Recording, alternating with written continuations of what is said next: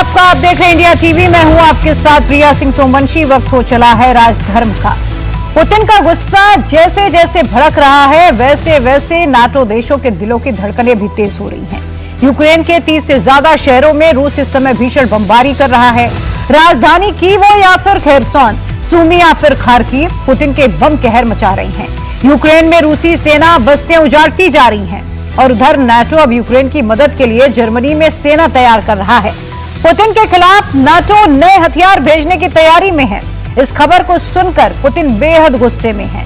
अब सवाल यह है कि क्या यूक्रेन का काम तमाम करने के बाद अब पुतिन की मिसाइलों का रुख यूरोप की तरफ घूमने वाला है?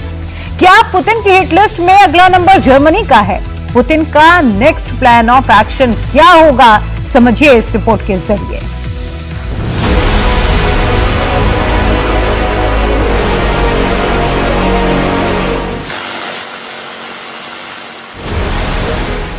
पुतिन का गुस्सा भड़क रहा है, नाटो का दिल क्यों धड़क रहा है?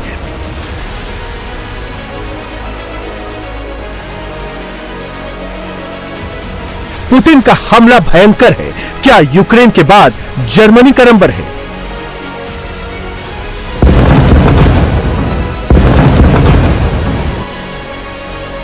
रूस और यूक्रेन युद्ध का नया मोर्चा क्या अब यूरोप बनेगा?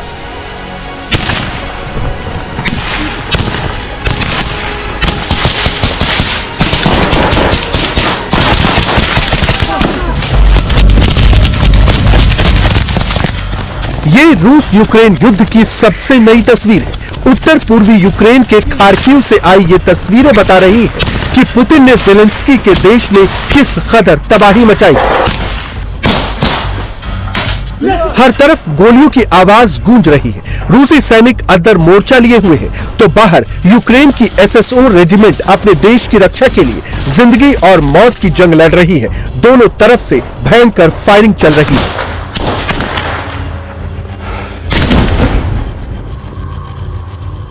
पुतिन यूक्रेन में तबाही मचा रहे हैं। उनके ड्रोन यूक्रेनी फौजी ठिकानों पर आग उगल रहे हैं।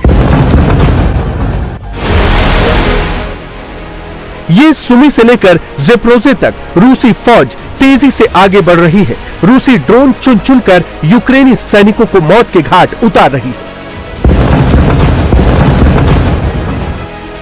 रूस ने यूक्रेन पर फैब 3000 बमों का इस्तेमाल भी तेज कर दिया है। रूसी फैब 3000 ग्लाइडेड बम आसमान से मौत बनकर टूट रहे हैं और शहर के शहर खत्म हो रहे हैं। दिन हो चाहे रात, यूक्रेन को पुतिन कोई रियायत देने के मूड में नहीं है। ये सुमी की तस्वीरें हैं जहां एनबीसी प्रोटेक्शन ब्रिगेड ने यूक्रेनी किलेबंदी को ध्वस्त करके इस पूरे इलाके में बफर जोन बना दिया है।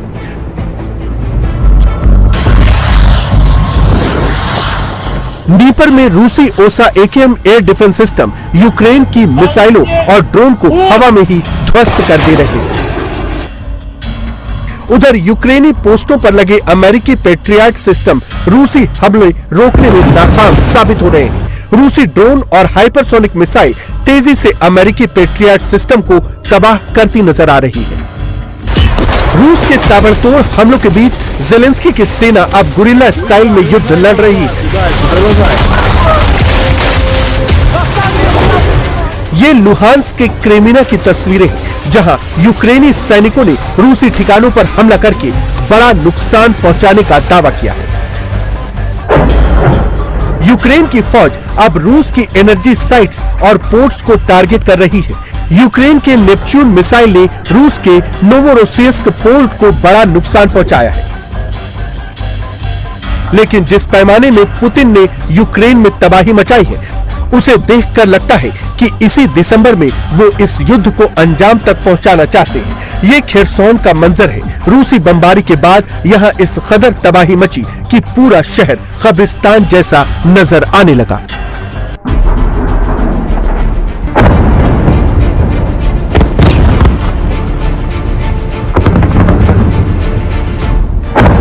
ये यूक्रेन की राजधानी कीव है।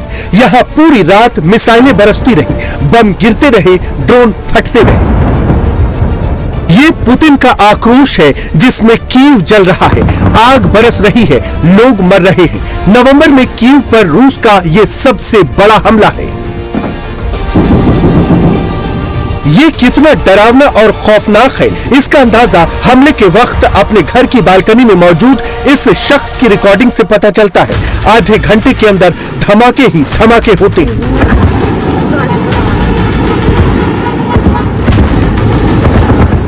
कीव पर मिडनाइट अटैक में रूस ने 18 मिसाइलों से हमला किया। इनमें 9 इस्कंदर बैलिस्टिक मिसाइलें, 6 कैलिबर क्रूज मिसाइलें और 3 किंजल मिसाइलें शामिल हैं।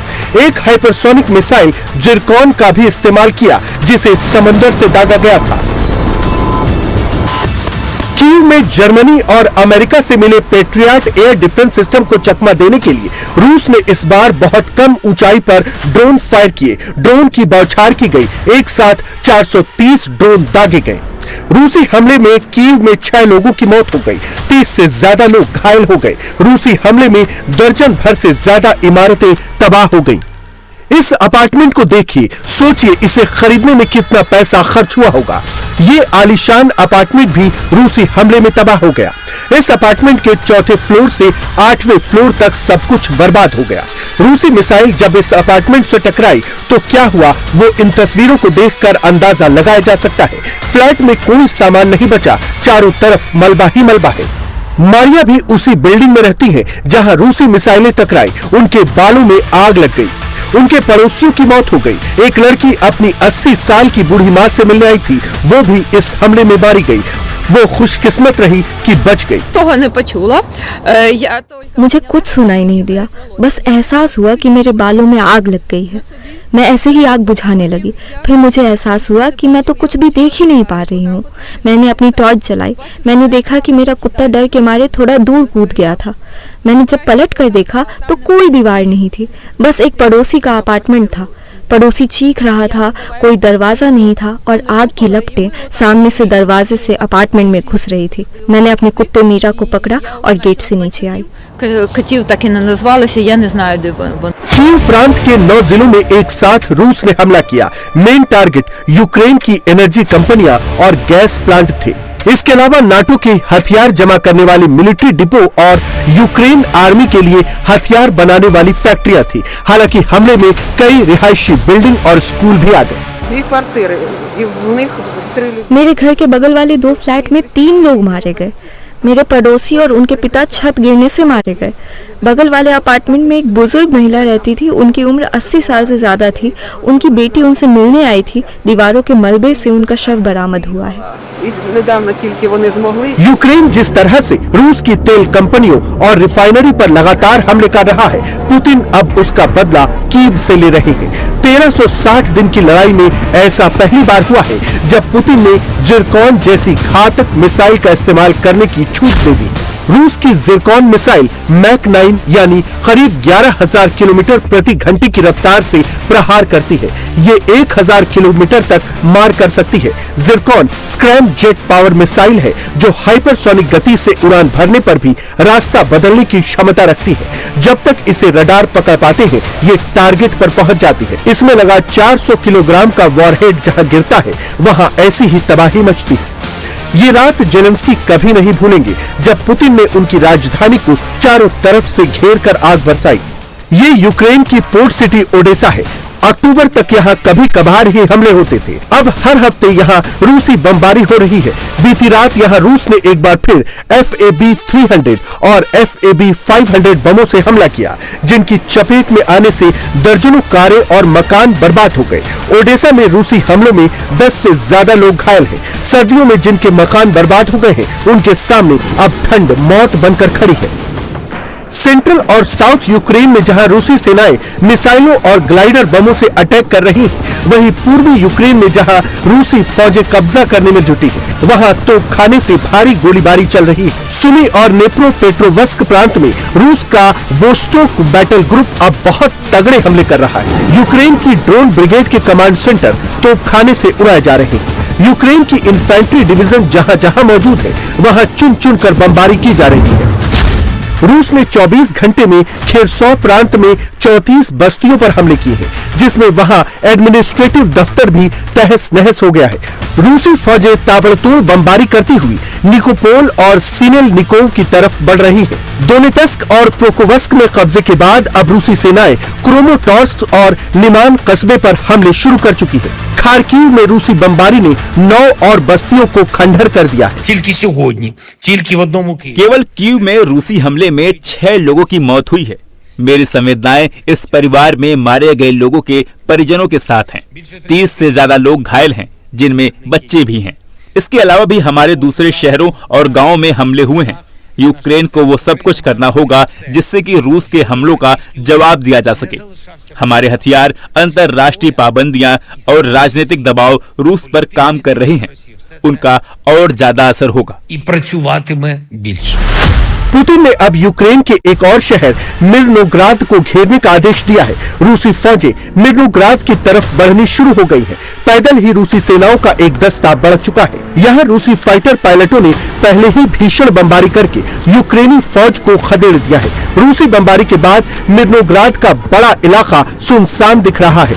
यहाँ की खामोशी तभी टूटती है जब रूसी फाइटर जेट बमबारी करते हैं। मिर्नोग्राद के कुछ हिस्सों में अब भी भीषण लड़ाई चल रही है। यहाँ हमले के बाद जर्जर पड़ी एक इमारत में जैसे ही रूसी झंडा फहराकर पुतिन की फौज गई, वहां यूक्रेन ने भीषण हमला कर दिया। आगे पुतिन का इरादा और विध्वंस का है। ये तबाही सिर्फ यूक्रेन तक नहीं होगी, इसका खामियाजा नाटो देशों को भी भुगतना पड़ेगा। इसका ट्रेलर पुतिन ने फिर दिखाया है। पुतिन ने साइलो से अपनी एक और परमाणु मिसाइल निकाली है। इसे मोर्चे पर तैनाती के लिए रवाना कर दिया गया है। रूस ने इस मिसाइल का नाम तो नहीं बताया, लेकिन संकेत जो दिया है उससे एक्सपर्ट ये अनुमान लगा रहे हैं कि ये ऑरिश्निक मिसाइल है जो परमाणु वॉरहेड से लैस है। माना जा रहा है कि पुतिन ने इसे बेलारूस भेजा है। ऑरिश्निक मिसाइल मैक 10 की रफ्तार से चलती है। यूरोप की किसी भी डिफेंस सिस्टम को चकमा दे सकती है। ये 1000 से 5500 किलोमीटर तक परमाणु तबाही ला सकती है। इसमें 6 से 8 परमाणु वॉरहेड एक साथ भेजे जा सकते हैं। 2024 में रूस ने यूक्रेन के निप्रो शहर पर इसे दागा था। हालांकि तब इसमें परंपरागत वॉरहेड लगा था। इसे फिर मोबाइल लॉन्चर से दागा जा सकता है। ऑरिश्निक मिसाइल की जद में नाटो के सभी यूरोपीय देश आते हैं। पुतिन जहां चाहेंगे वहां ऑरिश्निक मिसाइल से हमला कर सकते हैं। पुतिन का गुस्सा एक बार फिर क्यों नाटो पर भड़का है? इसकी 2 वजह है। नाटो में रूस का सबसे बड़ा विरोधी जर्मनी अपनी सेना का तेजी से विस्तार कर रहा है। अब जर्मनी में जो भी 18 साल का नौजवान है उसे मिलिट्री ट्रेनिंग लेनी पड़ेगी। अगर नौजवान खुद से आगे नहीं आते तो लॉटरी सिस्टम लागू किया जाएगा। 18 साल पूरा कर चुके जिस भी जर्मन नौजवान का नाम लॉटरी में निकलेगा उसे सेना में जाना होगा।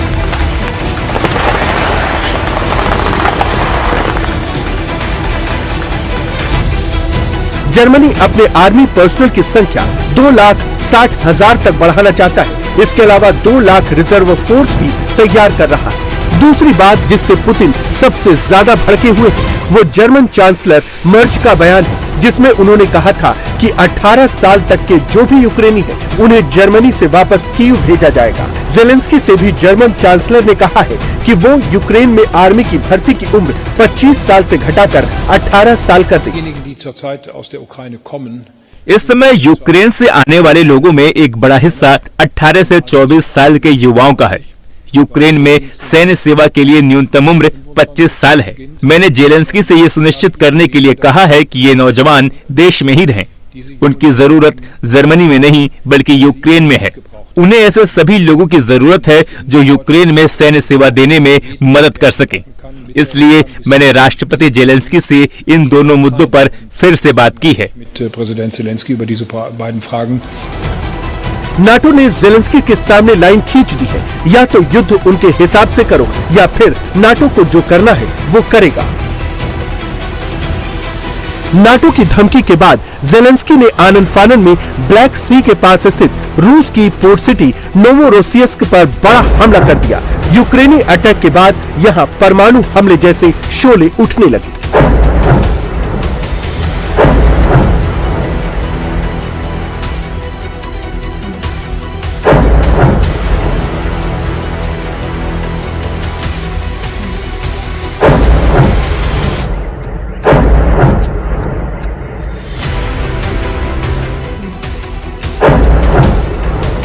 रिपोर्ट्स के मुताबिक यूक्रेन ने रूसी पोर्ट सिटी पर तबाही मचाने के लिए लॉन्ग रेंज मिसाइलों का भी इस्तेमाल किया।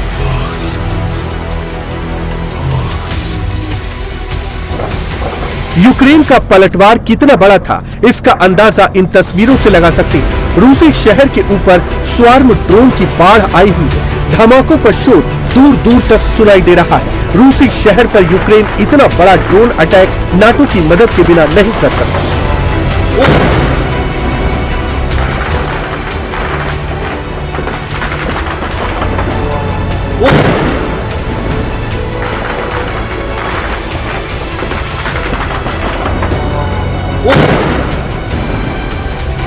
यूक्रेन के हमले के बाद रूसी शहर की 4 बिल्डिंगें बर्बाद हो गई, 2 घरों में आग लग गई। यूक्रेन का निशाना यहां रूस का शेख खारिस ऑयल ट्रांसपोर्टेशन कॉम्प्लेक्स था, जो ब्लैक सी रूसी तेल की सप्लाई में सबसे बड़ा रोल निभाता है।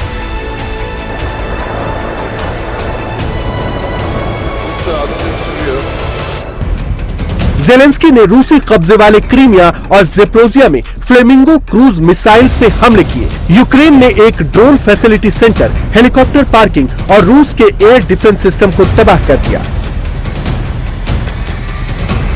यूक्रेन की फ्लेमिंगो मिसाइल 3000 किलोमीटर की रफ्तार से हमला करती है। ये 900 किलोमीटर तक टारगेट को तबाह कर सकती है। इसमें 1150 किलो वॉरहेड ले जाने की क्षमता है। ये तस्वीरें ज़ेपोरिज़िया की हैं, जहां यूक्रेनी एयरफोर्स ने GBU-62 बम गिराकर एक ब्रिज को तबाह कर दिया। यूक्रेनी फाइटर जेट्स रूसी कब्जे वाले इलाकों में अचानक घुसे और बमबारी करने के बाद बचकर निकल गए। यूक्रेनी हमलों से तमतमाए रूस ने दो टूक कह दिया कि नाटो हो या ज़ेलेंस्की, सबको इसकी बहुत भारी कीमत चुकानी पड़ेगी। कीव प्रशासन यूरोप में बसे यूक्रेनी नौजवानों को वापस लेने का जुगाड़ लगा रहा है। कीव की सरकार लोगों की भावनाओं के साथ खेल रही है, उन्हें वॉर फ्रंट पर झोंकने के लिए ऐसा साजिशन कर रही है। इसकी बहुत भारी कीमत चुकानी पड़ेगी। हालांकि ज़ेलेंस्की पर नाटो लगातार दबाव बना रहा है। कीमत कुछ भी हो, उन्हें युद्ध से पीछे नहीं हटना है। EU के लीडर प्रॉक्सी वॉर के जरिए पुतिन को हराने का ख्वाब अब भी देख रहे हैं। इसके लिए वो हर एक यूक्रेनी जवान को रूसी तोपों के सामने भेजने की तैयारी में। Supporting Ukraine is a bargain compared to the cost of Russia's victory. Wars are lost by whoever runs out of money or soldiers first. जाहिर है लड़ाई अभी खत्म नहीं होने वाली, आगे और विध्वंसक होने वाली है।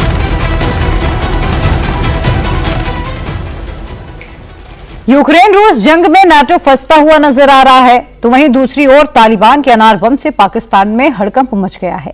तालिबान ने पहले पाकिस्तान में घुसकर मुनीर की आर्मी पर प्रहार किया, पाकिस्तानी चौकियों को तबाह कर दिया और अब तालिबान ने पाकिस्तान के खिलाफ ट्रेड वॉर भी छेड़ दी है, जिससे पाकिस्तानी बेदम हो गए हैं। ट्रेड रूट बंद होने से पाकिस्तान में जरूरी सामानों की सप्लाई चेन टूट चुकी है। तालिबानी टैरिफ से कैसे शहबाज मुनीर की नींदें उड़ गई हैं, कैसे तालिबान के चक्रव्यूह में पाकिस्तान फंस चुका है, इस रिपोर्ट में समझिए।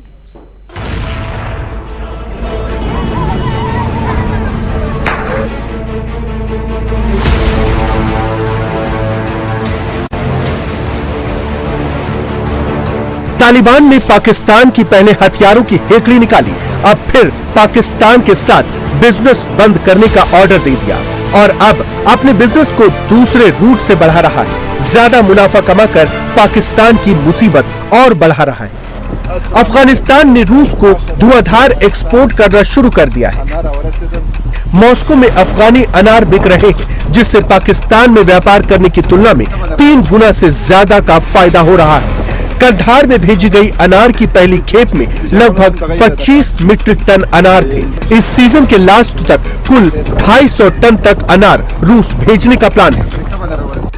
पाकिस्तान दावा कर रहा था कि पाकिस्तान से ट्रेड बंद करने पर अफगानिस्तान को नुकसान होगा, लेकिन उसके बड़बोलेपन की हवा निकल गई। पाकिस्तान आर्मी तैयारी कर रही है अफगानिस्तान पे हमला करने की। पहले जब मर्जी आती थी स्ट्राइक कर देते थे, लेकिन उस वक्त तक अफगानिस्तान के लोग बर्दाश्त के मूड में थे, लेकिन अब पाकिस्तान आर्मी को पता है कि ये छोटी मोटी स्ट्राइक तक बात नहीं रहेगी और ये लंबी जंग होगी।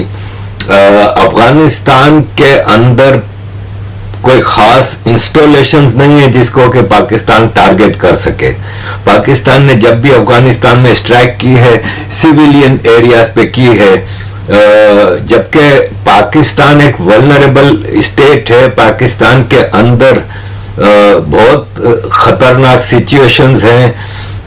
बलूचिस्तान केपी में पाकिस्तान का कंट्रोल नहीं रहा और जैसे कि अभी हमने देखा इस्लामाबाद और वाना कैडेट कॉलेज पे हमले हुए, तो पाकिस्तान पे अफगानिस्तान को काफी लिबर्टी मिलेगी खेलने की, लेकिन पाकिस्तान अफगानिस्तान में कहाँ मारेगा?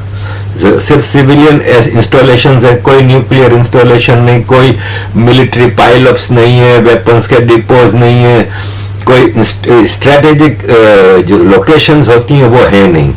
लेकिन अफगानिस्तान इस बार फिर जंग नहीं रोकेगा। और दूसरा, पाकिस्तान को पता है कि पाकिस्तान ने जो अभी दिल्ली में जैश मोहम्मद के जरिए ब्लास्ट कराया है, तो इंडिया भी पूरी तरह तैयार है और पिछली बार की तरह सिचुएशन इज डिफरेंट।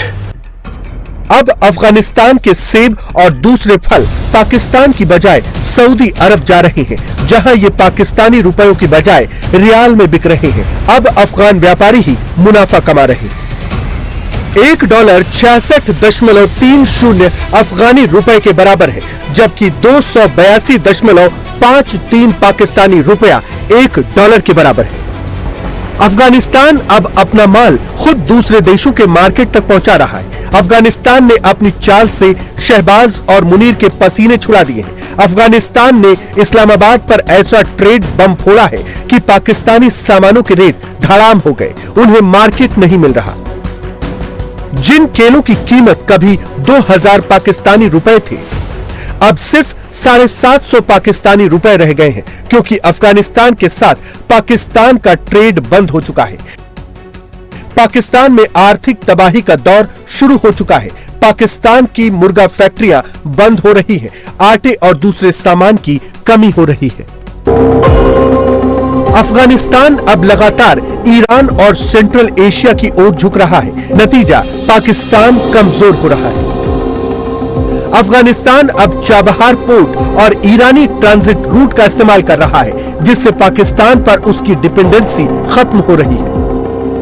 अफगानिस्तान के विदेश मंत्रालय के प्रवक्ता अब्दुल सलाम जवाद अखुंदजादा ने दावा किया है कि पिछले 6 महीनों में ईरान के साथ काबुल का व्यापार $1.6 बिलियन तक पहुंच गया है, जो पाकिस्तान के साथ हुए $1.1 बिलियन के बिजनेस से कहीं ज्यादा है। पाकिस्तान मान रहा है कि भारत की मदद से चाबहार पोर्ट का रास्ता अफगान तालिबान के काम आ रहा है। चाबहार पोर्ट ने अफगान की मुश्किल आसान कर दी है। एक बार ये आपका सिस्टम एस्टैब्लिश हो गया अफगानिस्तान का, यह आपका सेटअप हो गया और बाहर वाले देशों ने मदद की। अगर चाइना मदद करता है, फॉर एग्जांपल, चाइना अफगानिस्तान में एक मेजर वे से आया हुआ है और अपना सीपेक को बढ़ाना चाहता है, तो चाइना क्यों नहीं मदद करे? बिकॉज इस ये अपॉर्चुनिटी का चाइना भी अपना फायदा लेने की कोशिश करे, तो ऑफकोर्स पाकिस्तान से प्रेशर होगा चाइना के ऊपर कि आप अफगानिस्तान की मदद ना करें। बट वो चाइना की डिसीजन है, वो पाकिस्तान की डिसीजन नहीं है।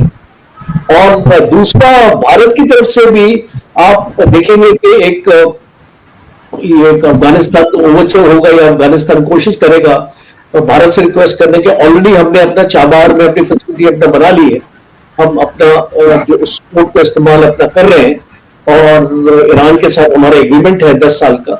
और इसको अमेरिका ने वो जो सैंक्शन थे वो भी अभियान में रख दिए अभी फिलहाल कुछ महीनों के लिए, तो एक डायरेक्ट इम्पैक्ट नहीं करेगा। मेडिसिन की जरूरत है अफगानिस्तान को, ह्यूमैनिटेरियन एड की जरूरत है और फूड स्केर्सिटी अफगानिस्तान में, तो ये आई थिंक चैनल्स आपके दूसरे खुल जाएंगे।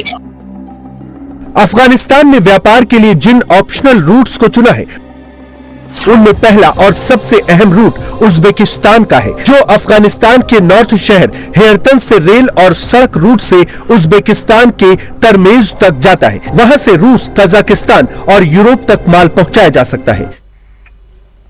और अब बात बाबा बागेश्वर के सनातनी पथ की करेंगे। बाबा बागेश्वर हिंदुओं को एकजुट करने, जात पात का भेद मिटाने और भारत को हिंदू राष्ट्र बनाने के मिशन पर हैं। बाबा बागेश्वर की सनातन पदयात्रा भगवान श्री कृष्ण की नगरी वृंदावन पहुंच चुकी है, जहां से सनातन के नए रूट का ऐलान कर दिया गया है। बाबा बागेश्वर के गुरु जगत गुरु रामभद्राचार्य ने ऐलान कर दिया है कि अगली यात्रा दिल्ली से कश्मीर तक की होगी। सनातन पदयात्रा में आखिरी दिन कौन कौन शामिल हुआ, बाबा बागेश्वर ने क्या कहा है, इस रिपोर्ट में देखिए।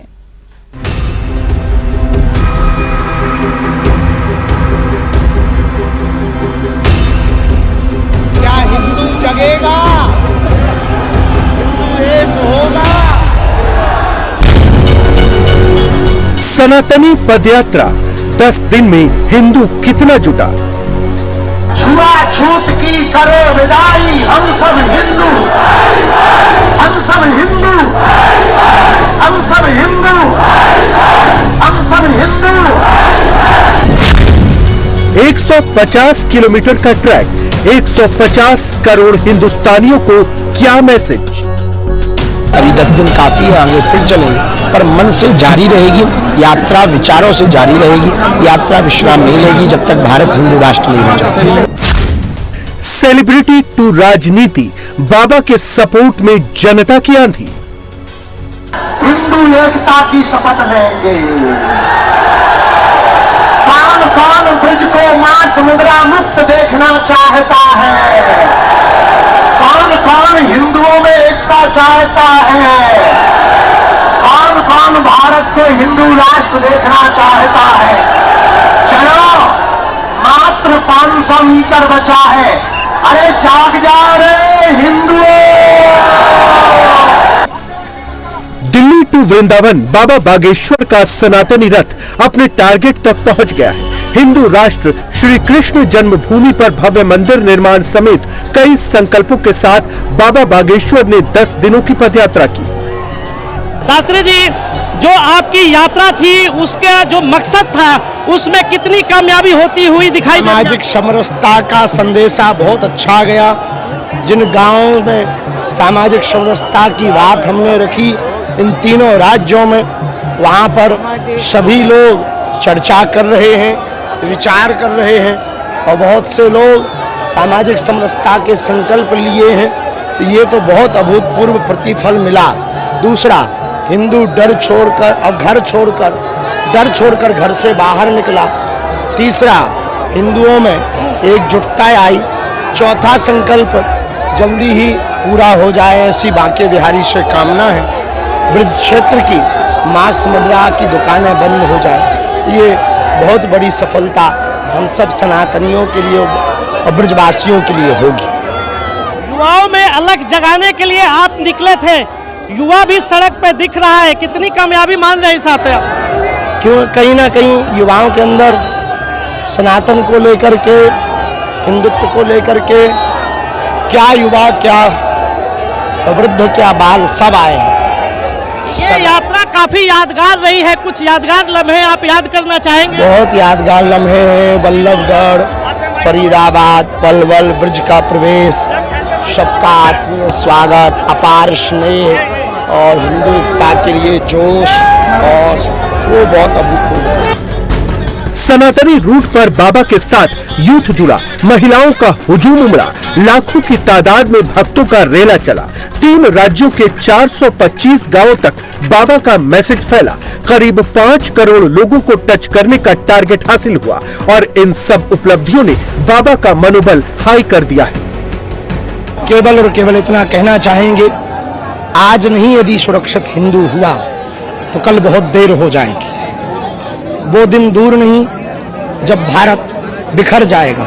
इसलिए हिंदुओं की एकता के लिए ये पदयात्रा का सफल होना बहुत आवश्यक है और ऐसी यात्राएं अनवरत चलती रहेंगी तो देश निश्चित रूप से आने वाले समय में बहुत तरक्की करेगा और कास्टिज्म में अपनी ऊर्जा को खत्म नहीं करेगा।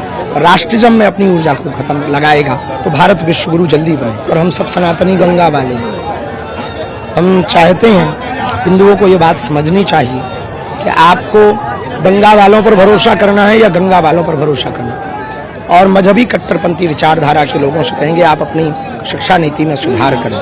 दूसरा, हिंदू एक नहीं हुआ तो ये दंगा होती रहे। तीसरा, हिंदुओं के अंदर जागृति नहीं आई और हिंदू यदि प्रतिक्रिया नहीं देगा तो वो दिन दूर नहीं है जब निहत्थे हिंदुओं पर बर्बरता के साथ में कट्टरपंथी विचारधारा के लोग आतंक करेंगे।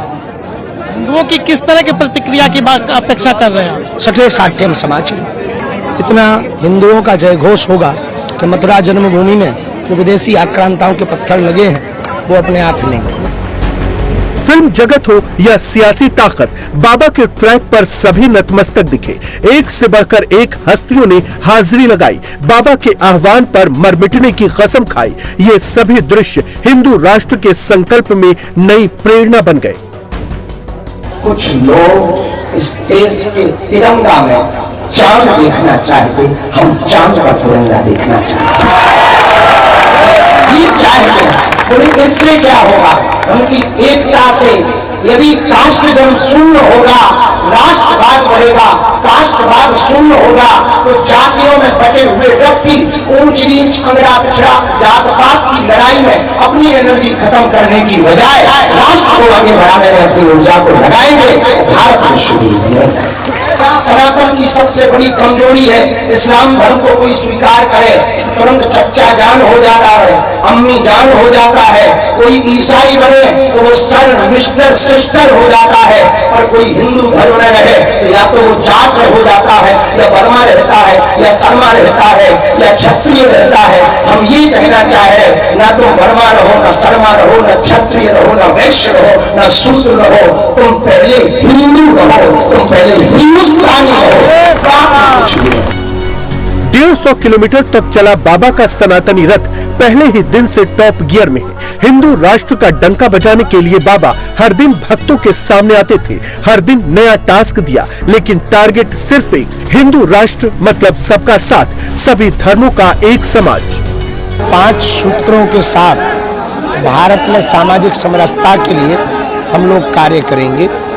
दूसरी बात, पूरे देश में जगह जगह सनातन हिंदू राष्ट्र बनाने के लिए और सामाजिक समरसता के लिए यात्राएं मंडलों द्वारा निकाली जाएंगी, उसकी आज घोषणा की जाएगी। साथ ही साथ यह पदयात्रा के विश्राम पर समस्त ब्रजवासियों को संकल्प, हम सब ब्रजवासी और हमारे ब्रजवासी और दास भी संकल्प लेंगे कि हम हर हाल में इस ब्रज को मांस मदिरा मुक्त बनाएंगे और ये अभियान अनवरत जारी रखेंगे। तन से विराम होगी, मन से तन से विराम इसलिए होगी क्योंकि बहुत लंबा चल पाना कठिन है। अभी 10 दिन काफी है, आगे फिर चलेंगे, पर मन से जारी रहेगी यात्रा, विचारों से जारी रहेगी यात्रा, विश्राम नहीं लेगी जब तक भारत हिंदू राष्ट्र नहीं हो जाए।